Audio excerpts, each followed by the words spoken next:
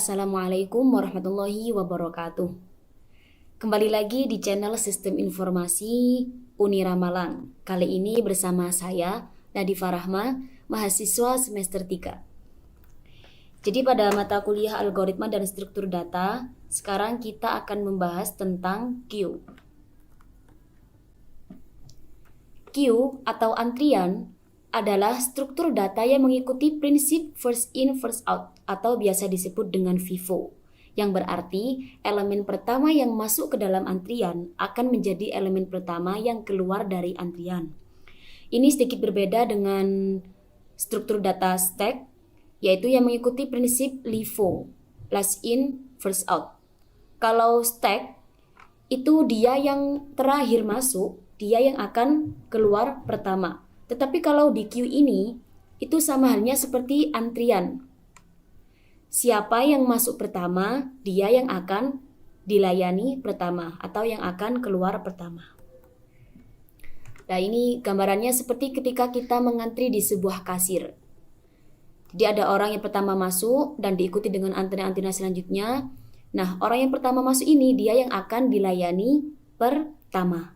Dia pertama masuk, dia yang keluar pertama. Jadi seperti itu untuk konsep dari queue. Selanjutnya ada operasi-operasi yang ada di dalam queue. Yang pertama ada create empty. Create empty ini yaitu proses awal membuat data ke dalam antrian. Nah, ini membuat antrian kosong di awal. Yang kedua ada is empty, yaitu mengecek apakah antrian kosong atau tidak. Yang ketiga ada is full, yaitu mengecek apakah antrian penuh. Selanjutnya ada NQ, yaitu proses mengisi antrian.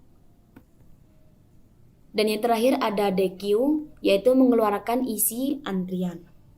Jadi 5 ini operasi-operasi umum yang ada di dalam queue. Selanjutnya, sebelum kita menyusun queue, kita harus mengetahui 3 hal. Yang pertama yaitu jumlah maksimal antrian. Nah, ini contohnya seperti yang ada di gambar ini. Berarti jumlah maksimal antriannya ada 7. Ada 7 ya, karena ini dimulai dari 0, indeks 0 sampai ke 6. Yang kedua, kita juga harus mengetahui informasi nilai dari antrian awalnya atau biasa disebut dengan head. Dan juga kita harus mengetahui nilai antrian akhirnya atau tail. Ini ya 3 hal yang wajib kita ketahui sebelum kita menyusun queue. Nah, selanjutnya kita coba untuk membuat proses awal yaitu inisialisasi queue. Tadi ya, seperti tadi yang pertama ada 3 hal yang harus kita ketahui. Yang pertama tadi apa? Yaitu mengetahui jumlah maksimal antrian. Nah, ini ya. Jadi max size itu ada 7. Yang kedua, kita juga harus mengetahui tentang informasi tail dan head. Nah, ini ya. Jadi kita kalau mau membuat struct queue-nya, kita harus mengetahui yang pertama head-nya berapa, tail-nya berapa. Ini kita pakai tipe data integer dan juga array untuk menyimpan datanya. Nah, max size-nya berarti kita isi 7. Ini ya 7. Karena kita pakai array, indeksnya mulai dari 0 sampai 6. Jadi max size-nya ada 7. Nah, untuk inisialisasinya, ini key head sama dengan -1. Key tail juga sama dengan -1. -1 ini berarti queue-nya ini masih kosong. Ya, queue-nya masih kosong, jadi nilai key head dan key tail itu -1.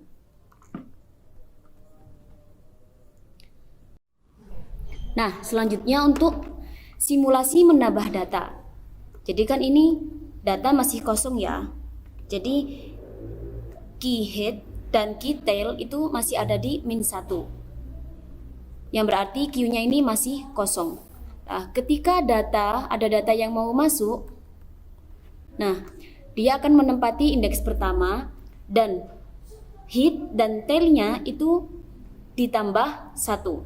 Jadi yang awalnya tadi nilainya -1, key head ditambah 1, key tail juga ditambah 1. Min 1 tambah 1 sama dengan 0. Ya, ini kalau ada data pertama masuk. Selanjutnya, mau menambahkan data lagi. Nah, tadi kan jika key hitnya bernilai min 1, maka hit ditambah 1. Tetapi kalau ini else-nya ya, tetapi kalau ini tidak, hitnya tidak berada di dalam posisi min 1, yang ditambah itu berarti tail-nya. Nah, ini berarti yang bergerak tail-nya. Hitnya tetap, tail-nya ditambah 1. Jadi dia menempati posisi 1. 0 ditambah 1, 1. Ya. Terus menambah lagi, terus ditambah 1. Terus menambah data. Nah, ini adalah suatu kondisi ketika data sudah penuh, data semua sudah masuk. Jadi ketika ada data lagi yang mau masuk, dia tidak bisa. Nah, oleh karena itu, sebelum kita melakukan proses yang tadi, proses yang ini, itu sebaiknya kita harus mengecek dulu apakah Q itu penuh atau masih kosong. Jadi jika Q-nya itu sama dengan 0, berarti masih kosong, itu maka kita bisa melakukan penambahan data. Seperti yang tadi ya, yang tadi sudah dijelaskan, yaitu jika hitnya min 1, maka hit di plus 1. Tetapi kalau hitnya tidak ada di min 1, maka yang ditambah itu tail-nya. Nah, tetapi ini else jika tidak memenuhi syarat yang ini, berarti Q-nya ini sudah penuh, maka data ini tidak masuk, tidak bisa masuk. Nah, jadi data baru tidak bisa masuk karena sudah penuh. Selanjutnya, simulasi untuk menghapus data. Nah, seperti prinsip yang tadi, kalau Q itu mengikuti prinsip FIFO atau first in first out.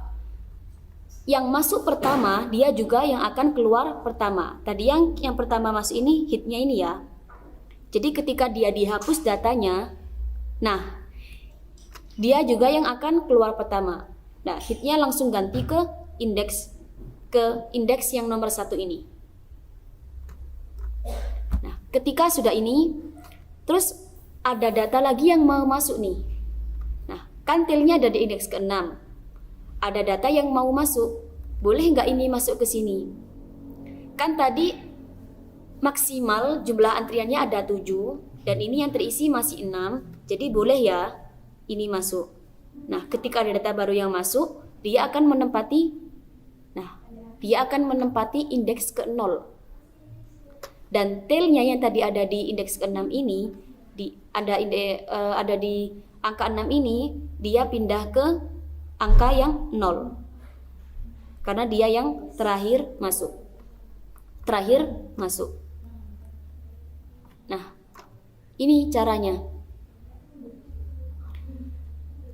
Key tail ditambah 1 modulo max size. Kan tadi tailnya itu ada di angka 6 ya. Ada di angka 6 ini ya. Ada data yang baru masuk. Nah, berarti tailnya tadi 6 ditambah 1 sama dengan 7 modulo max size. Tadi max size-nya berapa? Ini kan 7 ya. Jadi 6 ditambah 1 atau 7 modulo 7 sama dengan 0. Jadi dia langsung masuknya nanti ke 0. Seperti itu. Nah, jadi di dalam Q, ketika kondisi penuh itu ada 2 kondisi seperti ini. Ini yang pertama, kalau tailnya ini sudah berada di posisi yang paling akhir. Kondisi yang kedua, kalau hit dan tailnya itu ketika dikurangi itu hanya selisih 1. Berarti ini menandakan bahwa kondisi sudah penuh. Ingat ya, kalau yang pertama kondisi penuh itu kalau tailnya sudah berada di posisi yang akhir. Yang kedua, hit dan tail jika dikurangi itu hanya selisih 1. 1 kurangi 0 selisih 1 ya. Jadi kalau misal juga hitnya ada di 2, tailnya ada di 1, 2 kurangi 1 juga 1. Berarti ini menandakan bahwa kondisi sudah penuh. Nah, selanjutnya ini contoh kode program menggunakan array ya. Nah, yang pertama untuk operator enqueue atau memasukkan data, menambahkan data ke dalam antrian. Sebelum kita melakukan proses menambahkan data ini atau enqueue ini, kita harus mengecek dulu apakah queue ini kosong atau tidak. Nah, jika hit sama dengan jika hit kurang dari 0, artinya -1 ya. Berarti kalau -1 itu menandakan bahwa queue-nya itu kosong. Nah, kalau queue-nya kosong berarti hit dan tail itu bernilai 0. Nah, selanjutnya kita cek apakah tail sudah melebihi kapasitas array. Ini seperti contoh yang sebelumnya ini tadi ya, masih ingat?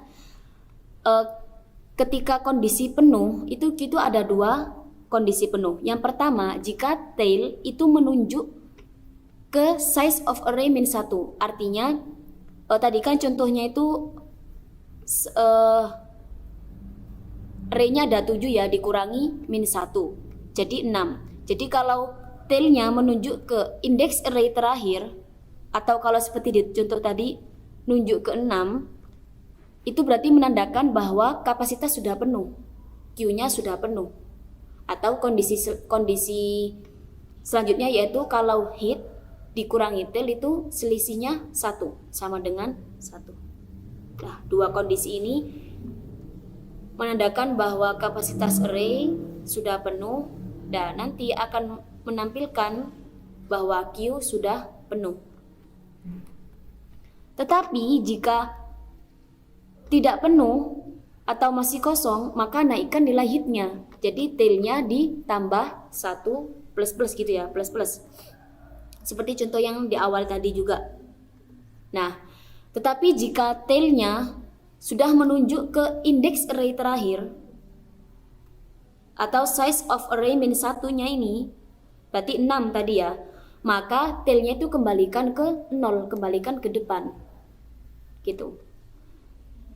Dan ini array yang menunjukkan array yang menunjuk ke tailnya ini, nilai tailnya, maka kita kasih nilai.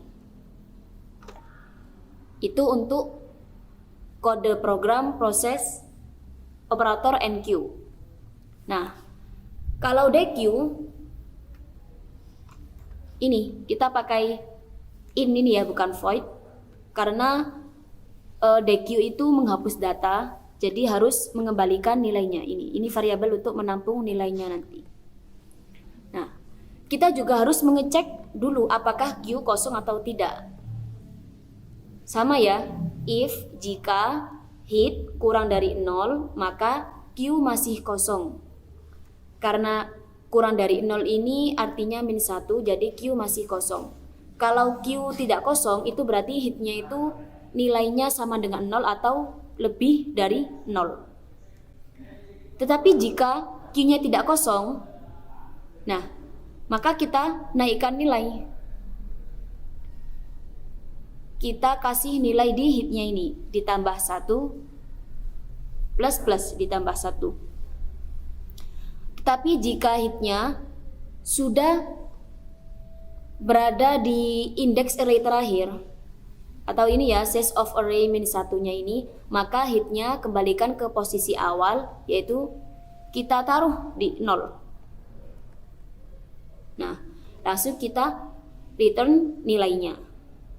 Ini untuk proses dequeue. Jadi kita harus mengecek dulu apakah queue kosong atau tidak. Jika masih kosong, tinggal kita beri nilai. Kita naikkan nilai hitnya +1 + 1, seperti yang di contoh awal tadi. Oke, mungkin itu materi queue di mata kuliah algoritma dan struktur data yang bisa saya jelaskan. Ada kurang lebihnya, saya memohon maaf. Terima kasih. Wassalamualaikum warahmatullahi wabarakatuh.